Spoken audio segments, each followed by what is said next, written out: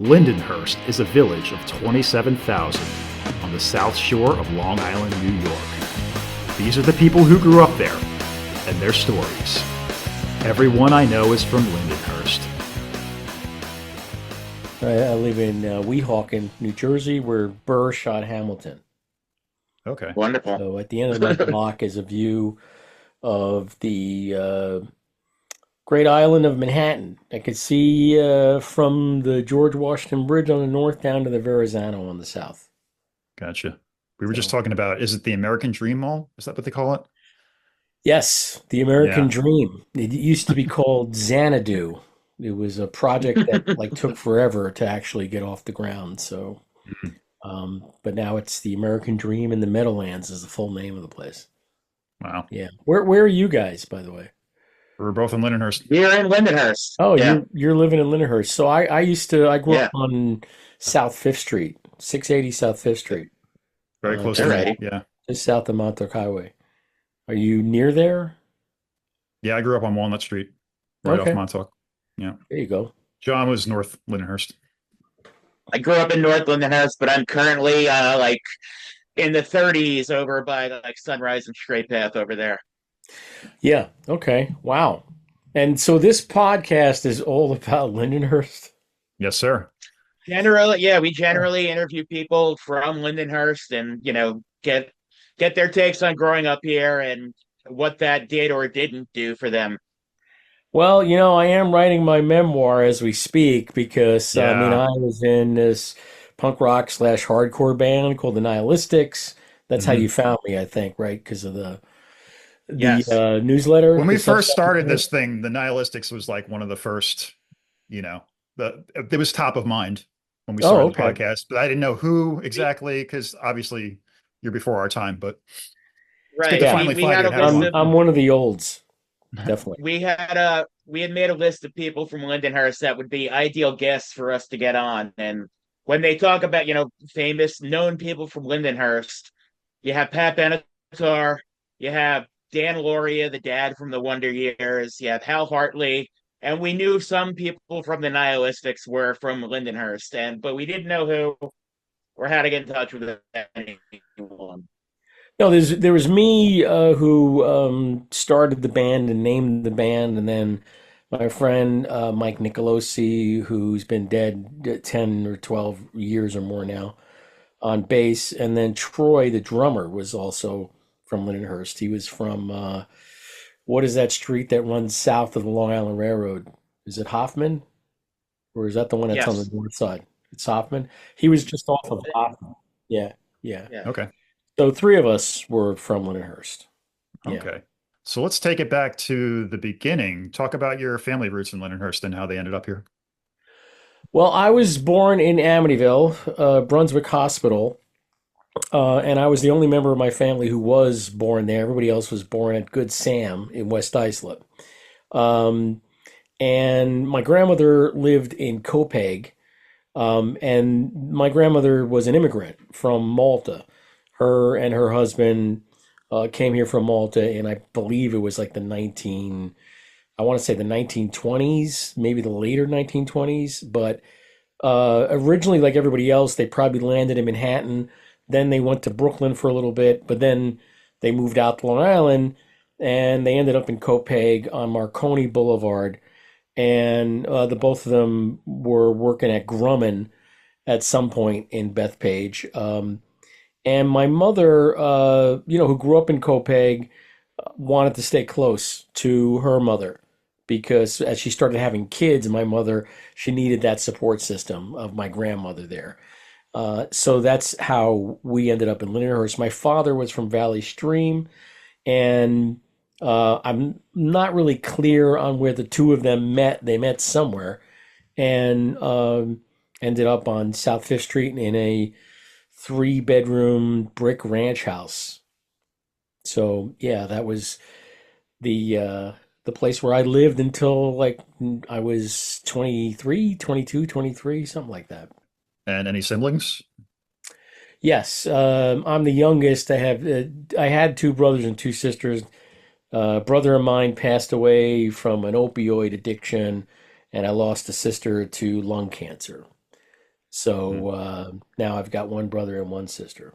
Yeah. Okay.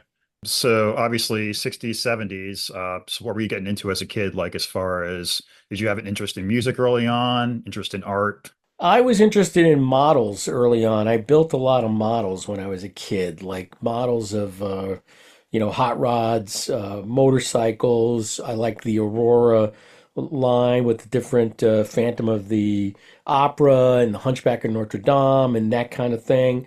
I got really good. Like I would spread out newspaper on the dining room table and I would set up my models and I'd be perfectly happy sitting there gluing shit together and painting stuff. And I got good enough to the point where the Lindenhurst Hobby Shop, which was on Montauk Highway, I would build models for this guy to display in exchange for like free model kits and that kind of stuff. But music didn't really get a hold of me probably until like I was, 10, 11, 12, somewhere around there, because mostly I was listening to whatever my brothers and sisters were listening to. And my sisters were really in to pop music, the pop music of the 1960s, whether it was the Jackson 5 or that kind of stuff. And my brothers were into rock and roll. And the first record I bought with my own money was Sergeant Pepper's Lonely Hearts Club Band at the Woolworths.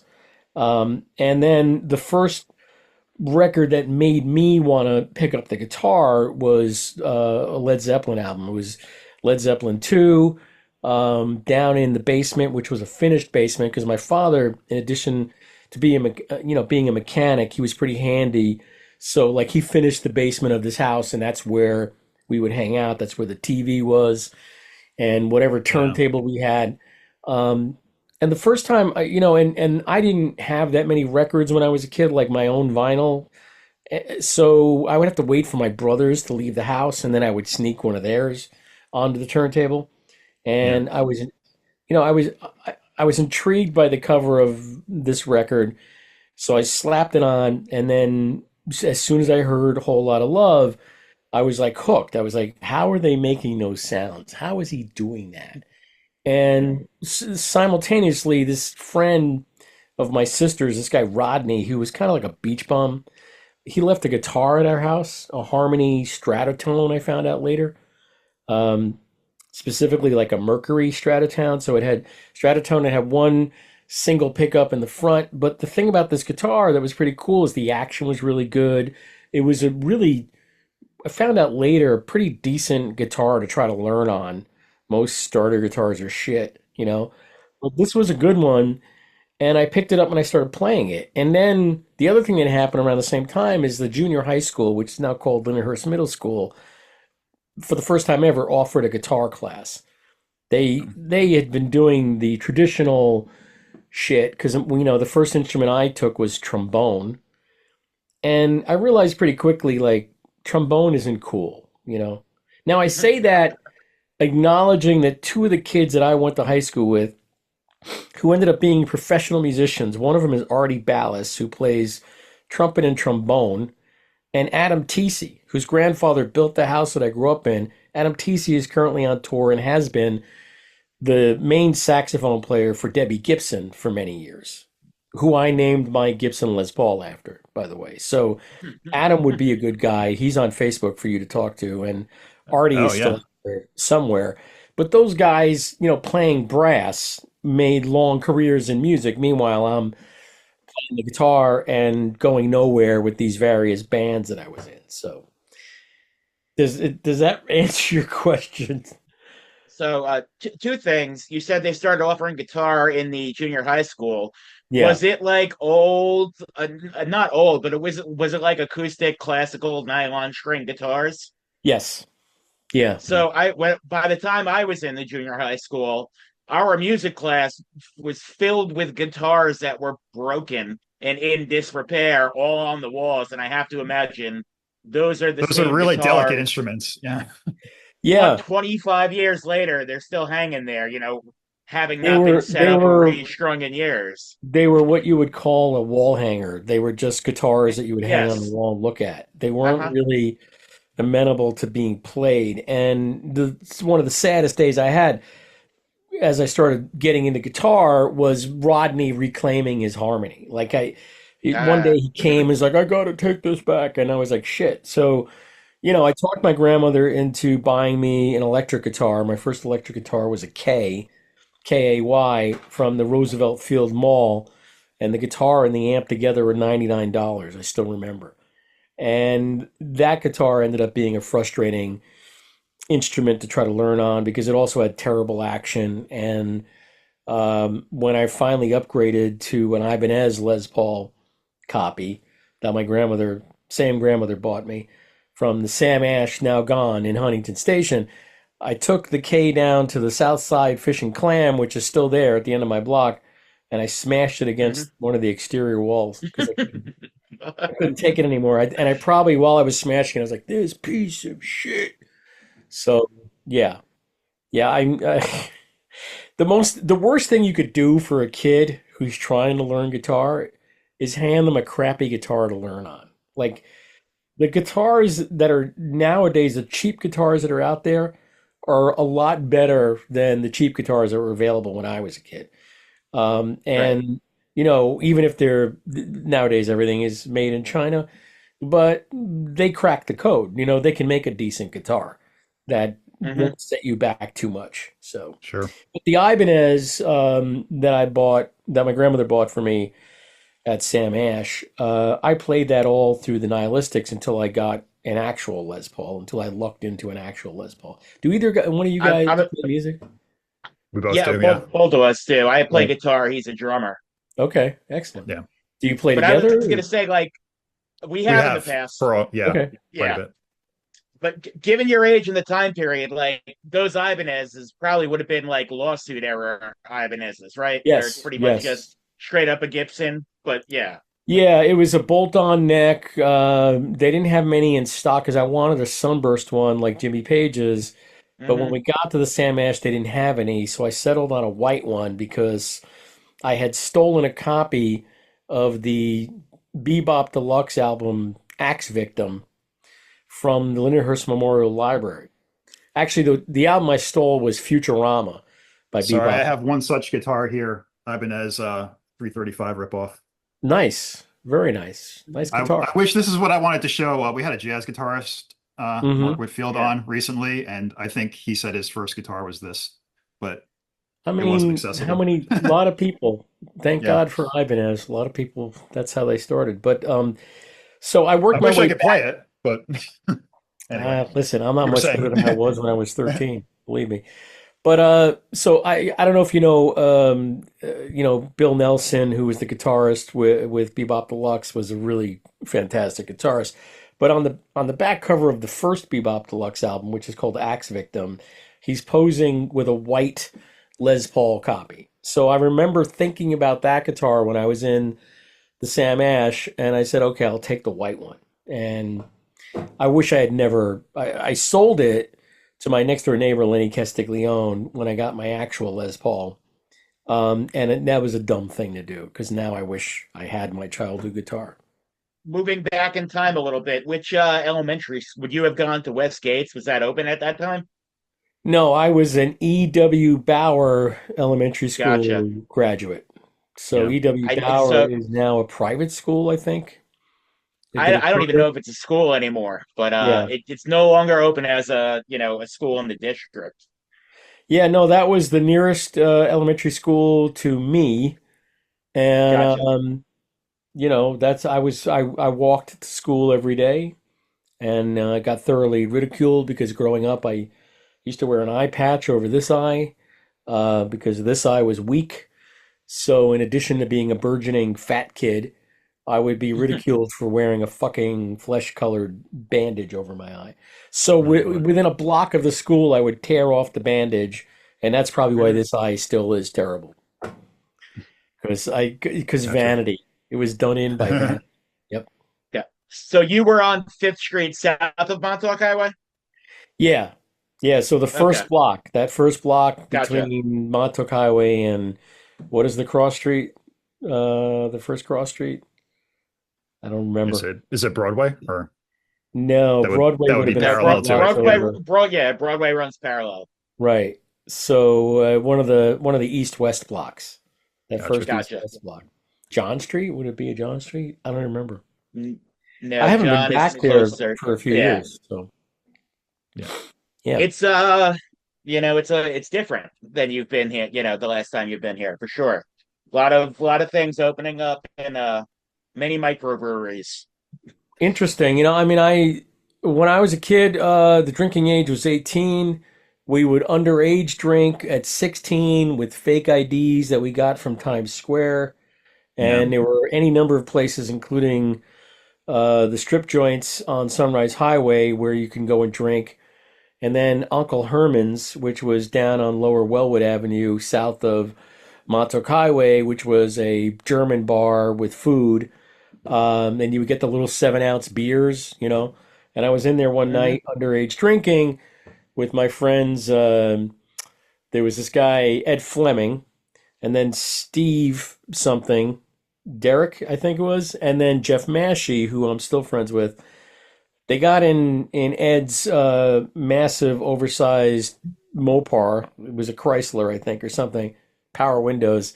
And Ed promptly drove into the canal. And Steve Derrick, who had cerebral palsy, uh, might have been trapped in that car because the windows were up, Uh, And I'll never forget, like, sitting in Uncle Herman's because I was gonna ride my bike home. I had my bike, but Ed had his car, and by bike I mean Schwinn, not a motorcycle. Right. right. And I just remember sitting there until they were started to close, and they had never come back. And I was like, oh shit, And then finally they showed up, wrapped in blankets, dripping wet.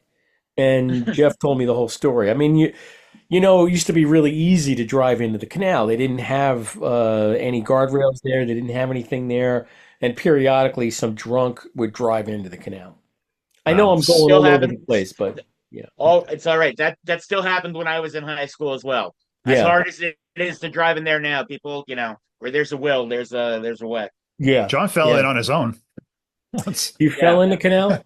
I Nice. wouldn't say fell in, but at the height of the Jackass television show, I thought I wanted to try what I saw on television. So I rode a razor scooter into the canal, and when I tried to climb out, it didn't work as well, and I scraped my legs up on the barnacles and still have scars. Yeah, not Like only me. that, you can get a lifelong case of conjunctivitis if you're not careful. Right. Yeah. Uh-huh. Yep. Good old pink eye from jumping in the Uh-huh. canal.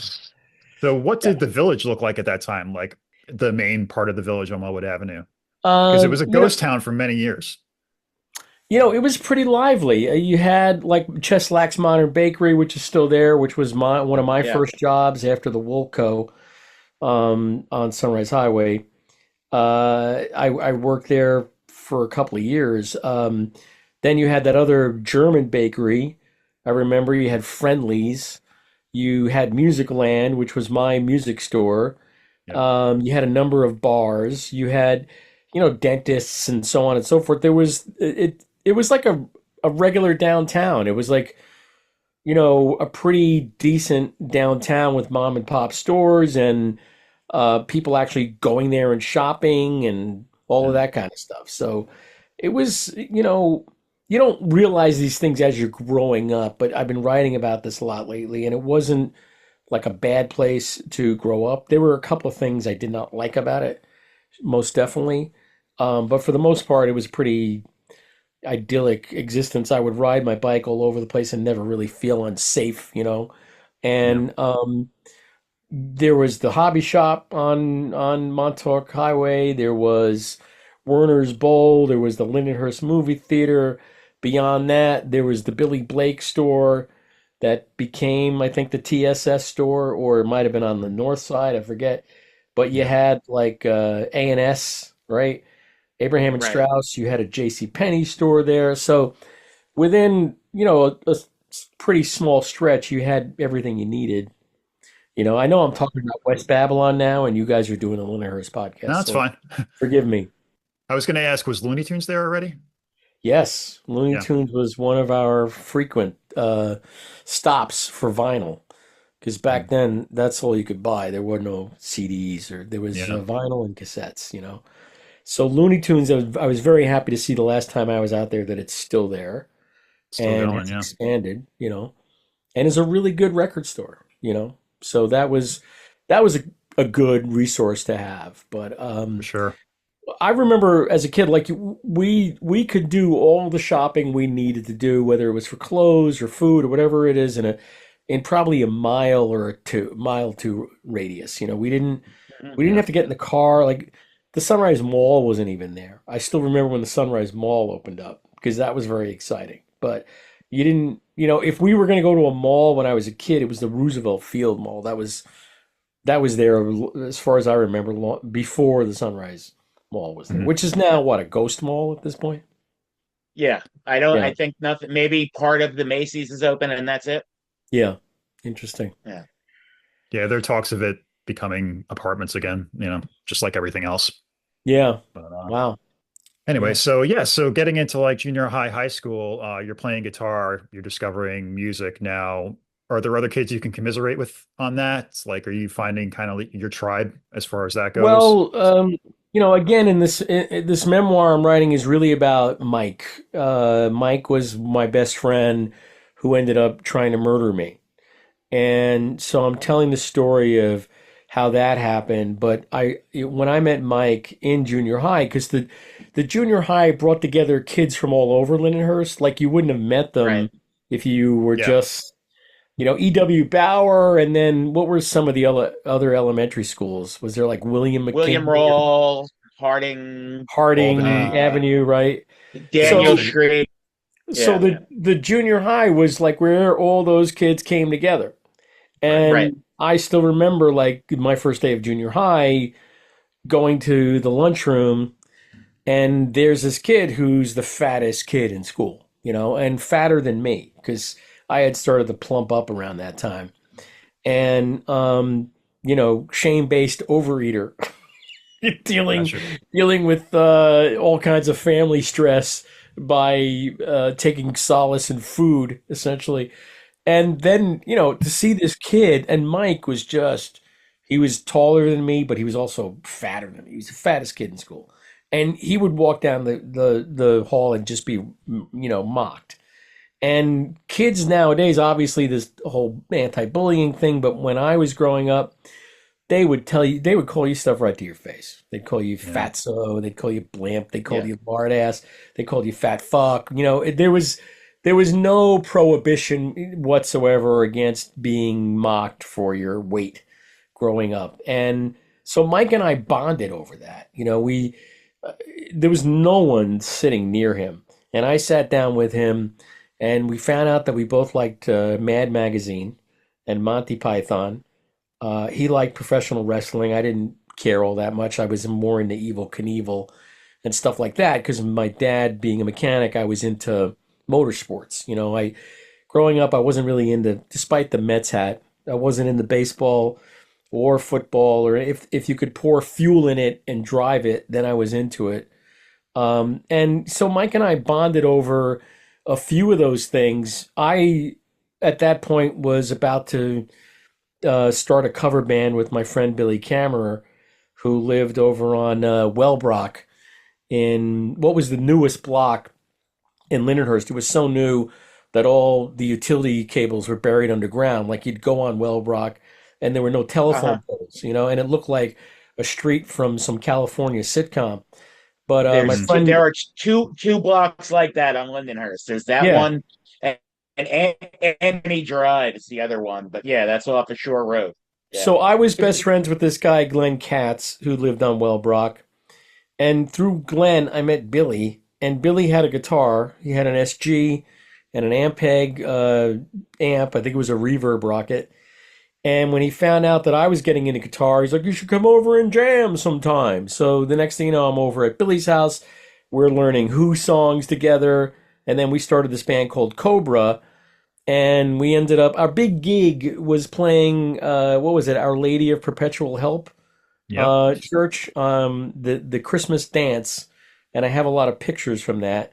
Somebody took pictures, but we played the Christmas dance at OLPH Annex.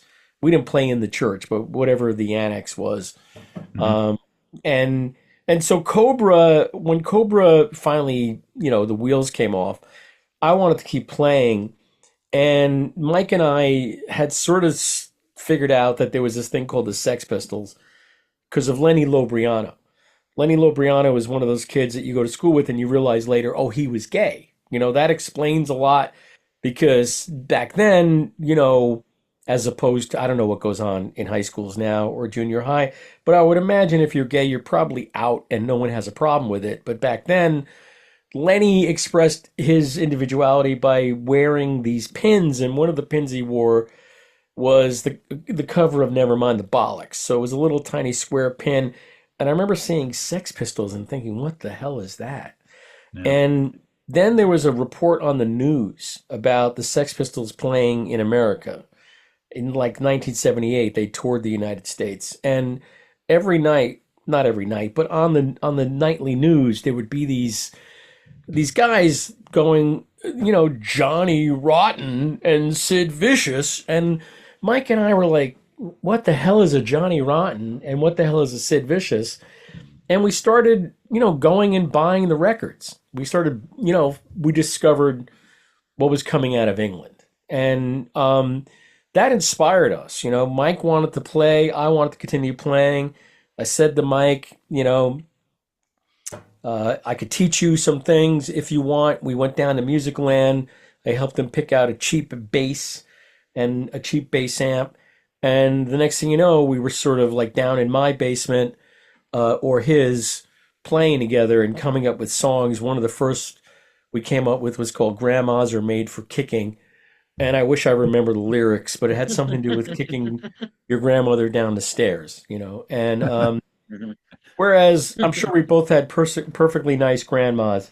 That's what we thought punk rock was, at the time. Right. And but then, things quickly progressed. So by the time like 1979 rolled around, we had met this guy Ron out at Legs in Valley Stream. He was from Merrick. He started singing with us. Mike also went through this transformation. He came back. By the time we hit the high school, he had lost 100 pounds. And I remember like September, he walks into the school and I'm like, how did you do that? And he said, well, my parents put me on a diet. It turned out Mike was a male bulimic and he was throwing up all of his meals. And he would even do it in the parking lot of the McDonald's. We would come out from eating our McDonald's and he would go, watch this. And as some nice family was walking in, he would just regurgitate his entire meal in front of them, and they would go, "Oh my God!" So, but he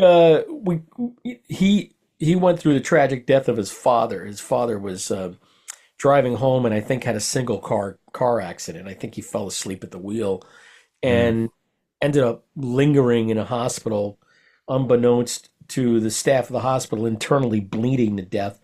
So he went through this long, horrific death, which utterly transformed Mike. Mike was really, very tight with his father.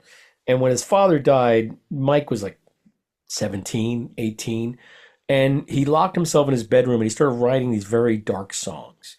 The 5 songs on the first Nihilistics EP, After Death, Kill Yourself, You're to Blame, Love and Kisses. I forget what the other one is, but those all came directly out of what he had gone through with the loss of his father and just deciding, that life was unfair and God didn't exist and all this other stuff. So he went to a very dark place, but that's kind of where the Nihilistics were born.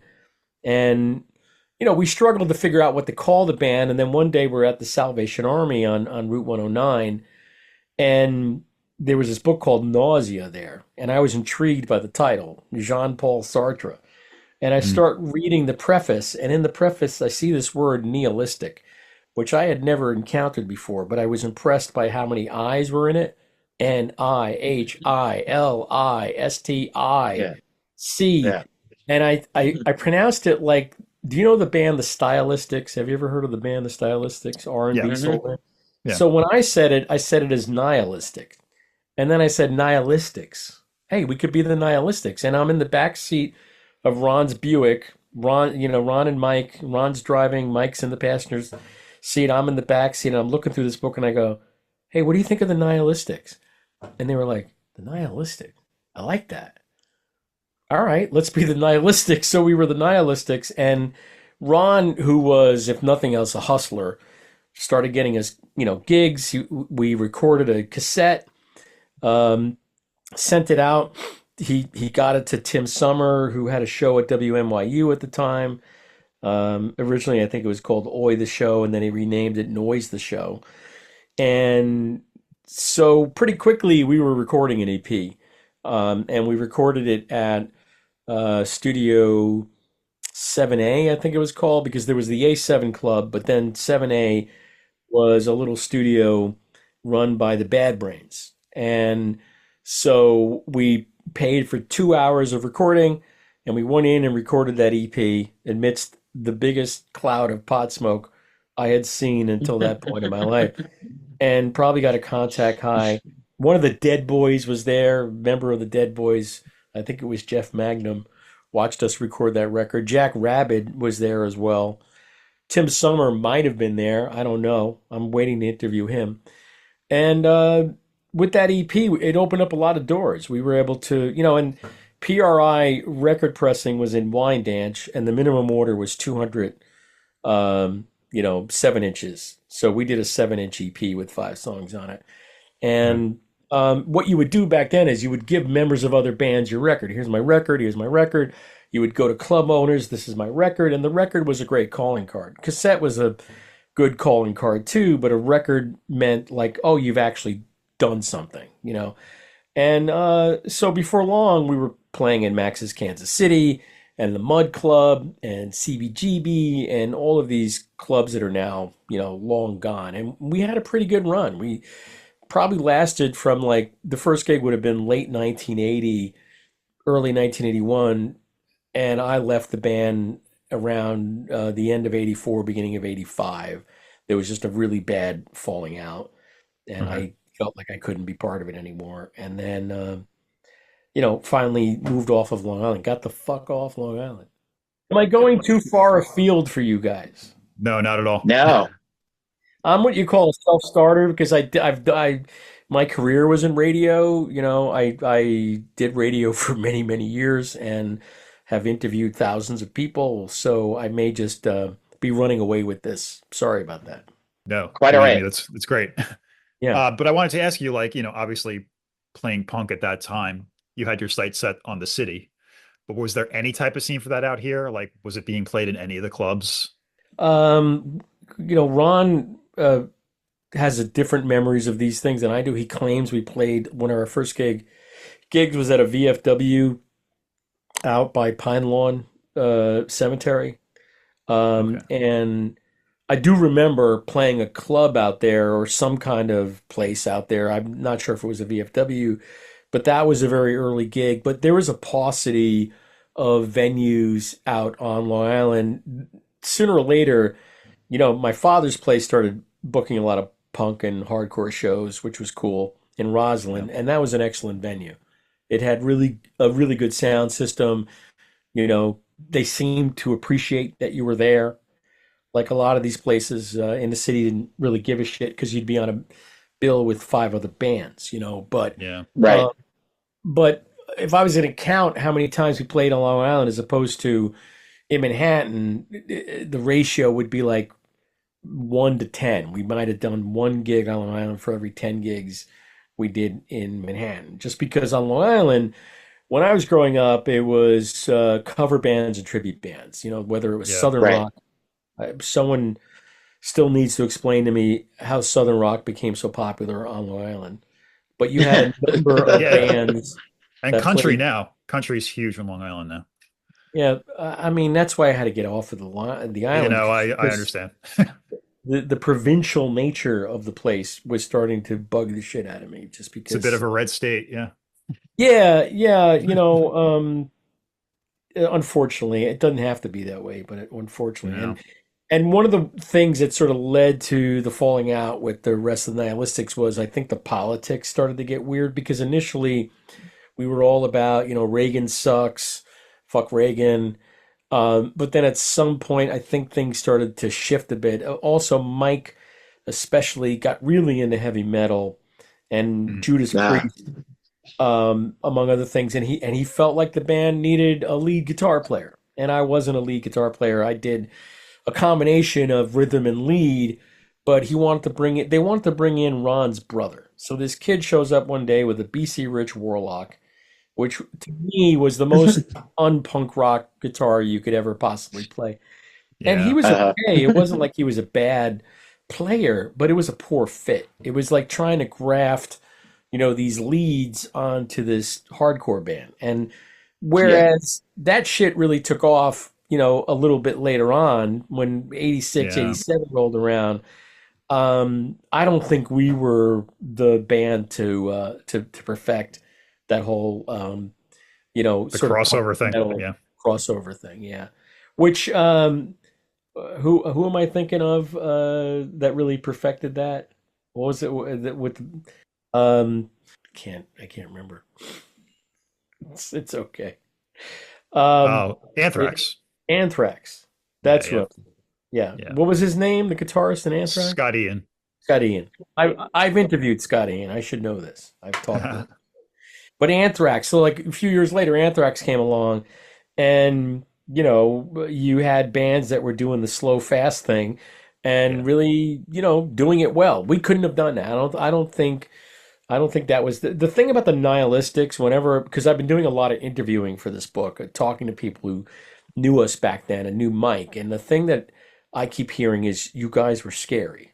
We were frightened of you because we meant it. Whereas a lot of bands back then sort of were joking around to some degree and having a good time, we were like deadly serious about what we were doing. We had a very bleak, dark sense of humor that a lot of people kind of didn't get, but to me, it made perfect sense considering where we came from and what we went through growing up. It was that seamy underbelly of suburbia thing that Yeah. I think worked out pretty well. The music still holds up. I think the EP and the first LP still hold up, and I'm amazed that the band is still around and Ron has kept it alive all these years. I mean, sometimes I feel like give it up already, and then other times I'm happy that he's doing it, um, just because it's keeping it out there and keeping the name alive. So. Yeah. So in the time that you were in the band, were you touring at all? Or was it just local? We made it as far as one time I think we went to Massachusetts, and then another time, I mean, we would play in New Jersey, but it would be like not that far in the New Jersey. It'd be like Mhm. Hoboken, that kind of thing. I always joke that we would have killed each other if we had tried to get in a van and go anywhere, any length away. Plus, we were far too blue collar to give up our jobs. Like, Right. I'm good friends with all the guys in AOD. And the drummer Dave Scott just put out his book about their touring years, and I'm amazed. Like they would get in a van and drive out to California, and then tour up and down the West Coast. They toured the Midwest. They went all over, and however they did it, they did it. If they said to their bosses, "Hey, I'm taking the summer off," I don't know how they did Yeah. it, but me, I always had a job because my parents didn't pay for anything if I wanted it. They didn't. When I wanted a car, I had to go out and buy it myself. I had to pay for the insurance myself. I had to pay rent while I was still living at home after I turned 18. My mother wanted rent out of me. So I always had a job, and never, I never thought that like touring with the Nihilistics was going to pay us anything to the point where I could actually afford the stuff that I wanted. So that was a heavy lift. You weren't going to get these four guys to walk away from their jobs to go, in a van across the country. I regret it. I wish we had. I think Mhm. it would have been great. We would have had great stories and stuff, but we never did. Yeah. So, And I think the DIY touring thing was still kind of a new concept at the time. Yeah. yep, Yeah. yep. So bringing it back just a little bit. So this is like just post high school. Did you go to college at all? I did. I mean, I went to like a 2 years of Montclair State, where I took English and some other classes, and then I got a really good job. So like a dope, I said, why am I paying for this? Because again, I was paying myself to go to college. Yeah. When I was growing up, the two things I heard more than anything else is we can't afford it, and how would you like to live on the street? And which is why even now at my advanced age, I feel like economic collapse is right around the corner. Meanwhile, Yeah. I've been supporting myself since I was 16. And so, yeah, I just thought, like, what do I need with this here college degree? And then that was the early 90s. Like, it took me a long time to figure out that I should go to college. And by the time I did, within a couple of years, I was like, yeah, I don't want to pay for this. So I stopped going. Um, but I did okay. I mean, I had 16 years at Sirius XM. I had a number of years prior to that working at NPR and CBS Radio and a few other places where, they paid me well, and I was able to, do all the things that I wanted to do. And on SiriusXM, especially 12 years doing a live daily talk show, 3 hours a day, talking to truck drivers across the United States and into Canada. I got to interview people that I never would have thought I'd be sitting across. With people like Tom Jones and Robert Duvall and Carol Burnett and you name them, Ben Kingsley, Jeff Bridges. These people would come down the hall from the Howard Stern studios because we were on at 11 a.m., our show Yeah. Freewheeling. And the publicists always knew, like, okay, so once we do Howard Stern, we can go down the hall and do this other show. So we did like a stealth, what I like to think of as a stealth talk show, because ostensibly it was on the Road Dog Truck and Radio channel, and it was for truckers, but we didn't approach it that way because I was never a trucker, my co-host was never a trucker, and but we liked talking to them. We liked, I mean, until Donald Trump got elected, it was a lot of fun. And then within 2 years of him being elected, a couple of large trucking fleets decided we were libtards from the Northwest, I mean, the Northeast, Yeah. and they pulled out their sponsorship from our show. And once the big sponsors pulled out, the guy who ran the ad sales department started agitating for us to be gotten rid of. So that's eventually what happened. Oh. They made a purely financial decision because, and it was weird. I mean, Donald Trump created a permission structure for some of these people to be their worst selves. And so the guys who ordinarily might have kept their mouths shut about such things would call us up and say horrible things to us. Gotcha. And I have a pretty thick skin, and I always prided myself on using a scalpel instead of a cleaver. But my co-host, she didn't believe in that. She would just take a cleaver and just start chopping these guys to bits, and it ended up sort of not working out too well for us. So in April of 2018, they canned both of us and ended our show. And they replaced us with this guy who they didn't even have to pay because he sold his own line of products, and it was almost like a share time thing. Like he did this show in exchange for being able to plug all of his products. Within a couple of years, I think he lasted all of 2 years because he started. He thought he was a nutritionist, so he started giving out medical advice on the air, and they told him he can't do that. And Yeah. then he mused on the air about shooting a congressman, and they said you can't do that either. And then they fired him. So, meanwhile, we went for 12 years without really running afoul of anything until the morning after the election in 2016. And we got all these calls from all these guys going, well, now you're going to see what it feels like when we had to live with Obama for 8 years. And I was like, well, and I would love to go back and find the recording because I remember what I said. What I said was, I have a feeling this isn't going to end well. That's what I said. And I think history proved me right on that one. So anyway, I didn't need to get all political on your podcast. No, it's all right. I believe my friend Annie may have worked on your show in some capacity. Oh, Annie Witter? Yeah, absolutely. Yeah. No, she was our producer for a little while. Yeah. There you go. We had Shout like a out to Annie. revolving door of them there.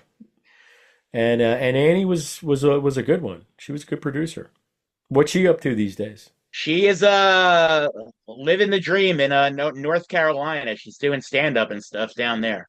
Oh wow, okay, very good, very good. Very cool. I It's was going just to it's ask, a small world.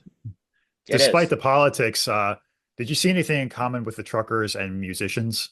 Yeah, I mean, truckers are a subculture, so they're like bikers, they're Yeah. like Right. musicians in that they have their own language and their own It it's a sort of, scene. it's a Yeah. scene, it's a world. I mean, I still like truckers and I'm still in touch with a few of them who are regular callers to our show. There's this one guy, Buzzard, who not only was a Vietnam vet and a tunnel rat during Vietnam and who was dropped into Cambodia to do black bag ops and who became a prisoner of war captured by the Vietnamese in a Vietnamese camp.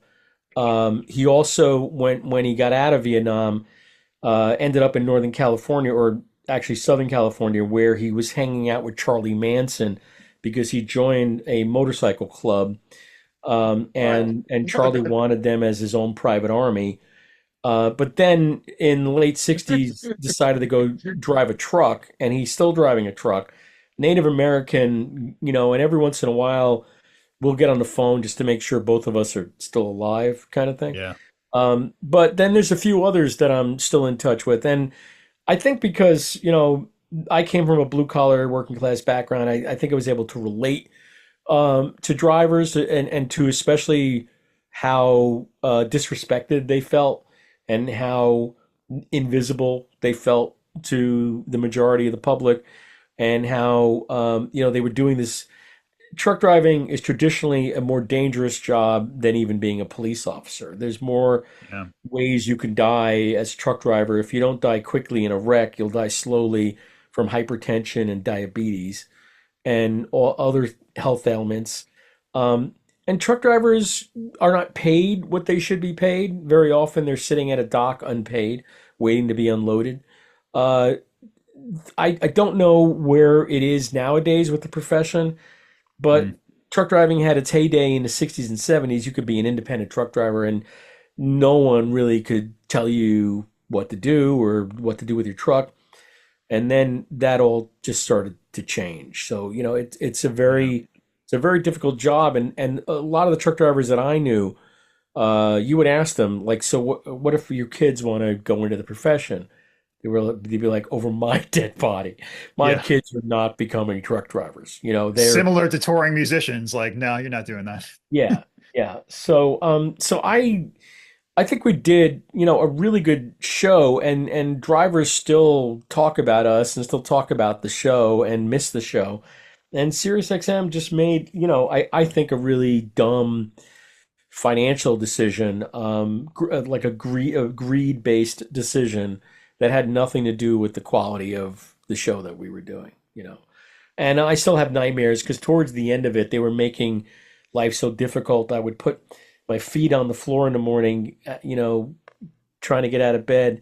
And I would say to myself, how much longer is this going to go on? How much longer do I have to do this? And then, as it turned out, not much longer. So it was a weird blessing in disguise because they were making it impossible. Because there's a phenomenon that goes on where even if you're really good at what you do, and I thought I was good at what I did because I had been on WFMU since 1986. And when I was offered this job at SiriusXM, it was 2006. So I had been doing radio for many, many years, perfecting what it meant to be a talk show host. And then middle management would constantly second guess you, would constantly think that they knew better than you. And my response would be like, I would like to see you do a show for 3 hours. I would like to see you do a show when the phones go out and there's no one to talk to and you have to vamp for an hour. I want to see you do that. Because if you can't do that, then I'm not sure, why you feel you can tell me how to do my job. And there was a lot of that went on. There was a lot of like not trusting the experts to do what they did. And I don't feel good, fellas, admitting that the only thing I became an expert at in my life was being a talk show host, because there's a limited range of those jobs that someone my Yeah. age can do. I can talk about sports, and I don't want to, and I can talk about right wing politics, and I certainly don't want to do that. So after the trucking radio thing went away, there weren't a lot of avenues for me. So I started doing freelance audio, and I still do my own show occasionally, but for the most part, I feel like the radio career was a thing that I did, and I did well. And now my third act is going to be writing this book about growing up in Lindenhurst and Mike Nicolosi, and the night that he tried to choke me to death. So that's where things Okay. are headed. But but Lindenhurst, it remains an interesting place for me because the people who didn't get out. Like, I always talk about Mike didn't achieve the escape velocity. There was too much gravitational pull. He ended up in West Babylon, just over the border. But me, at a certain point, I was like, the first opportunity I get, I'm moving the fuck out of here. And the opportunity came in the form of being rear-ended by a checker cab in Long Island City one night. This woman who was driving the night shift coming down a hill didn't even hit the brakes, just plowed into the back of this car I had owned for all of 6 days, and totaled it, knocked me unconscious. The passenger at the time was Paul Bearer, now of Sheer Terror, but Wow. back then he was a Nihilistics fan, and we were going to see our friend EJ in Long Island City. And if it wasn't for Paul, and I said this at his wedding a year ago, Paul reached over from the passenger side, slammed on the brakes with his left foot, and grabbed the steering wheel because we were headed directly for a line of parked cars. And uh, she had hit my car so hard she pushed the trunk back up to the back of the driver's seat. So she collapsed the Wow. complete rear of the car, and I couldn't get the driver's door open, so we both had to get out on the passenger side. We fall out of the car, glass in our hair, big spreading pool of gasoline from the gas tank, and thank God the car didn't just explode when she hit it. And I ended up getting about $6,000 after I sued the cab company. So the lawyer took a third because Yeah. I think they paid us 9 grand, and I got 6 grand, and that's the stake money, the seed money I used to not only buy my first decent stereo, but to get the fuck off Long Island. So I moved out of my mother's house finally, and I it's ironic that that's what it took to do it. But I knew that if I stayed on Long Island, I was going to end up like a lot of people that I grew up with, in just a very sort of dead end existence. And it's no reflection on you guys. I don't know what your existence is like. And do you like it there? Do you like Uh, Yeah, you know what? yes and no. yes and Yeah, no? Good answer. it's Good answer. really it's gotten a glow up in recent years. I was Yeah. there, I think it was 2 years ago. I had to go out there. And my friend Jim Brown and Jim grew up like east of me, over near where that Narragansett catering hall used to be. And we were going out there to do something with his father's house because his father had passed away. And so we took a little tour of the old haunts. I drove down South Fifth Street, and Lenny Castiglione, ironically enough, was there putting his mother's house together because she had died, and he was getting ready to put it on the market. But we drove down Wellwood Avenue through the center of town, and it was looking pretty good. The place looked like there was stuff going on. I don't know, like, if I could live there again, just because of some of the retrograde politics, that I'd Yeah. have to put up Hmm. with. New Jersey's where I am, it's pretty blue, although I did see a guy at the end of my block the other day walking with a huge Trump flag. I don't know if his pickup broke down or what the deal was, but you know, and Jim, oddly enough, there was a moment when Jim was thinking maybe I should just keep my father's house and I'll move into it. I'll move back into my childhood home because he felt like, it's not such a bad place. But I used to hate having to go back when my mother was still alive, and she would often say to me, "Why don't I see you more often?" And I'd be like, "Because it takes me 3 fucking hours to get home. Because I got to crawl on the Long Island Expressway. It's not Yeah. getting here that's so bad. It's getting home again." So at the time, I lived in Tenafly, New Jersey, and I remember one time I clocked it, and it took me 2.5 hours to go a total distance of like 60 miles Yeah. from Lindenhurst, South Fifth Street to Sisson Terrace and Tenafly, and probably doing 15 miles an hour the entire time. So I that was one of the things I couldn't stand is the Long Island Expressway. If I never saw it again, it'd be okay by me. You know, the just the feeling of like, what am I going to do if I have to get off of this island? I better own a boat because absent owning a boat, fucked. And I Yeah. always had brothers with boats. I never owned my own boat, but my brothers always owned boats. So, you know, um, anyway, Do it's a your very surviving siblings still live out here, or are they elsewhere now? no, no. My brother was the last one, the last holdout. My brother Mark, who at the time was living on a boat. He lived on like a 45-foot ocean-going boat, deep hull boat that was moored in either Amityville or Copeg, not far from where the Venice Marina is. Hmm. And he had a little piece of property that he paid a monthly fee on, and he wasn't supposed to be living on his boat, but he did. And he finally got tired of like, I can't take the fucking taxes on Long Island. I can't fucking take it anymore. I'm getting out of here. So he moved to Mooresville, North Carolina, which they call, I think it's called the home of NASCAR or something like that. There's like a lot of Yeah. NASCAR drivers that live there.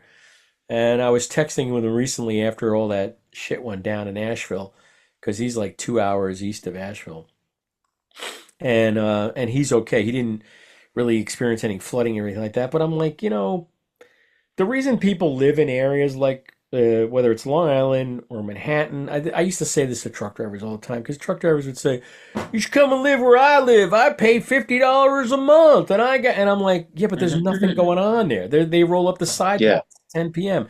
There's a fucking Stuckey's in your town. You're lucky if there's a Stuckey's, Hmm. and maybe there's a Waffle House. I don't know. I don't want to live there. I'm willing to pay to live where there's shit that I can do, and Yeah. Mhm. so move to North Carolina because there's no taxes. But then my brother's a different animal. He's MAGA, and he loves anything you can, go really fast in, whether it's a boat or a car or motorcycle or anything. He loves all that stuff. So he gets to do all that stuff in North Carolina. But he was the last holdout on Long Island, and I have no reason to go there anymore unless I come out and visit you guys. Well, you're always welcome. So that's going to bring us, unless John has any more questions, to our closing question. Now, Is there anything I have forgotten to say about growing up in Lindenhurst that I should say about now growing I up? think you nailed it all. Well, Anthony we're has a copy of your yearbook next to him right now, actually. Oh wow, yeah, Yeah. nice. The old yeah, bulldog, and Hmm. we you usually saw me on use yeah. stage. Mr. Monsell, who ran the two there was two theater groups in the high school. One was the Charles Street Players, the other was Thespians 1895. So I think he ran the drama side of things, and he got me on the stage. But Mr. Monsell, a little bit of trivia for you fellas. Um, he had George Benatar and Patty Andrzejewski in his class, and because it was alphabetical Wow. seating, they sat one behind the other. And so I still remember the day he was telling me, I was Pat Benatar's English teacher. So that was a pretty cool claim to fame. Yeah. Is this you in the TV right Yeah, here? and that's the aforementioned Jeff Yeah. Massey holding the rifle. So I still Okay. know Jeff. Jeff lives in New Jersey, not far from me, and he's still acting. He's still doing community theater and stuff. But Awesome. one of the ways that I got out of my shell was, being somebody else on stage, and that's also me. The other picture of with the woman with the briefcase. You see that picture there? Oh, that's you there too. That's Okay. me Okay. in an old age wig, or they put something in We'll my post hair. this up on Yeah, the social media so people can thanks. see it. Yeah. So yeah, Cool. I am a graduate of Lindenhurst High School. Oh, and by the way, my Yeah. radio career began in Lindenhurst High School because I used to do the morning announcements. Mr. Monsell Ah, also was in There you charge of go. whoever read the morning announcements, talking about lunch and all that crap. And because I was a fan of Mad Magazine, one day I read the Mad Magazine version of the Pledge of Allegiance, which included the phrase "one naked individual." And no sooner did I read the Pledge of Allegiance than the doors to the main office, are swung open by this female gym teacher who comes storming in and all red face, gets in my face. What did you just say? I said, and I just played dumb. I'm like, I read the Pledge of Allegiance. Did you just say one naked individual? And I just denied it. And we yeah. were called into a meeting, and Mr. Monsell stuck up for me. He was like, I don't think he would say anything like that. I mean, back then, nothing was recorded, so there was no record of it. And they suspended me from doing the morning announcements for a week, but then I went back to doing the morning announcements. So I always consider that like the birthplace of radio career. And then the other thing would have been we appeared on WBAB back in the day in the 70s. Guy named Bob Buckman used to do a talk show, and he wanted to do one about teenage vandals. And somehow Mike convinced him that me and Mike and our friend Neil were teenage vandals. I hadn't vandalized anything in my life, and I wish I had a recording of that appearance. So we kind of lied our So, way. this is funny. So Annie, that worked on your show, I came to know because she interned at BAB with friends of mine. Wow. And it's Yeah, still there, isn't it? I mean, it WBAB is is. Yeah. absolutely still there. Do Yeah. they actually still broadcast out of that location, or is it like sort of just a They do. In Babylon, right? wow? Yeah. Yeah. Yeah. Yeah, that was my, hometown childhood radio station was WBAB, and along with like WPLJ in the city and WNEW, and then later WLIR. Those were Yeah. the formative, radio stations and things that I listened to growing up. And yeah, I'm happy BAB is still there anyway. So Cool. so is that good for you guys? That's Yeah. So awesome. that brings us to our closing question that we ask everyone. Based on your time here, if you could describe Lindenhurst to someone who's never been here, what would you tell them? A bucolic, blue collar town that is easy shot into Manhattan on the Long Island Railroad. Great commuter town if you want to live, but now mostly populated by policemen and firemen. It seems like that seems to be like a Yeah. lot guys who want to have a boat. That seems to be a lot of what the folks who live there. But like anywhere else in this country, even when you think it's a place that is nothing but groupthink, you will find your people if you look for them. There are always going to be a few folks who are not going along with the program. So that's good. Yep. Yeah. And just let everyone know, I know you have a Substack with some stories kind of like leading up to your book that's coming out soon. So just let everyone know where they can find Yeah, that. the Substack is called nihilisticbook.com. You could also get there by going to the nihilistics.com. And I try to do a new installment every week. But I also have another newsletter I've been doing since 2014 called See You Next Tuesday. Comes out every Tuesday. And between the two of them, I try to do something every week. But I'm happy to talk to you guys because I have been thinking a lot lately about the place where I came from and what it meant to me to come from that place and during that time. And then, just one more digression because the thing that I didn't realize as I was graduating high school was it was kind of the beginning of the end for the middle class in the United States. It was the Reagan Yeah. dismantling of what it meant to have a decent life, even if you were just a blue collar or working class. It never occurred to me that the fact that my family was a single. My dad was the only one who was a breadwinner, and we were able to have a pretty good life on a mechanic's salary, but that kind of ended in 1980, and I think that unfortunately, like a lot of other places in the country, they've been dealing with the fallout of that ever since. How's the fentanyl thing out on Long Oh, it's Island, by the raging. way? Raging. Yeah. Yeah, no good. They just made a huge bust somewhere, like Hmm. enough to kill the entire island. Wow. Yeah, somewhere out east, they found found one guy had a ton of stuff on him. But to your point, like I remember Grubman closing when I was a kid, and like half the people I knew's parents losing their jobs. Yeah. I mean, when I was young, I there was local factories. You can go and get a factory job if you want. They were Yeah. still making stuff, and one of my worst jobs was at a place called Vanguard that made electronic relays, and it was like a little building north of the railroad tracks, closer to Copeg. And I would go there, and they would literally pay you in cash every week. A woman would come, unfold a table, and take all this cash and stuff it in an envelope and hand it to you. I mean, think about that now. It's pretty remarkable. But yeah, it's unfortunate that what ended up happening after the gutting of the middle class is people started looking to somebody like Donald Trump as the supposed solution to that, and I find it ludicrous to say the least. But we got 19 more days to turn this sucker around, fellas. 19 more days. I'm gonna go watch the Mets game and see them lose to the Dodgers. I'm watching the Yankees game, and they just took the lead. Well, anyone know what the Mets are doing?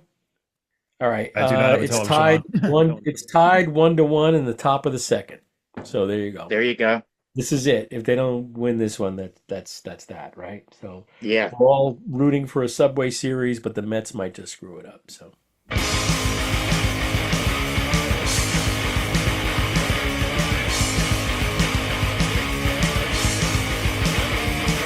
My family treats me like a trash. Everyone says I'm in it for our crash. My name is all things that I'm on great. I'm a change of my name, the black sheep. I'm the black sheep, my family don't want me. I'm the black sheep, nobody likes me. I'm the black sheep, my family don't want me. I'm the black sheep, nobody likes me. People always looking to put me down, and I'd like to drop them into the ground. Breaking my balls with foolish shit, but they have to say don't need to spit on me. I'm the black sheep. I got nothing to give. I'm the black sheep. I'm not gonna let you live. I'm the black sheep. I got nothing to give. I'm the black sheep. I'm not gonna let you live. Daddy always wants me to get a good job, but I'm just being a hateful slob. Mommy always Long live the bench.